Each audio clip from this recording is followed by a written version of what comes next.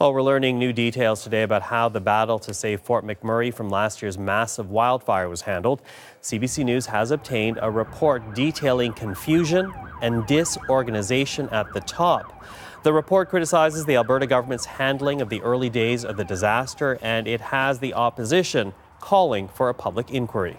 David Thurton has details. These reports raise serious alarms about the government's wildfire response, but for some people here in Fort McMurray, it's a vindication of what they long suspected.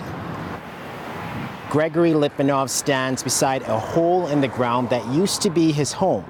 It was destroyed in last May's wildfire. He's not surprised missteps outlined in leaked reports plagued the wildfire response. And just going through the evacuation itself, we knew something wasn't right. We knew that the information wasn't getting out, and it was chaos. The reports highlight confusion at the top. Alberta Forestry and Municipal Command Centers weren't integrated until the fires burned for a week.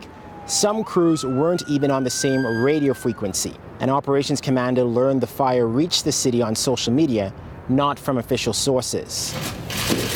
When the report was leaked, the province hastily called a press conference. You know, it was unfortunate that someone had to learn about events on social media. I would agree 100%. Opposition MLA Tani Yao accuses the government of sitting on the reports for months. And the fact that they've been hiding it for so long really just justifies the fact that we need a proper inquiry into this. The NDP government hasn't directly responded for calls for an inquiry, but it did say that it will accept all the 31 recommendations from those reports.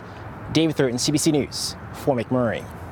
Now, we have to say that the report was submitted to the government in March. It's not yet been made public, though, and it includes a dire warning saying that unless Alberta learns to be better prepared and more wildfire resilient, then the public can, quote, expect similar or worse outcomes on a more frequent basis.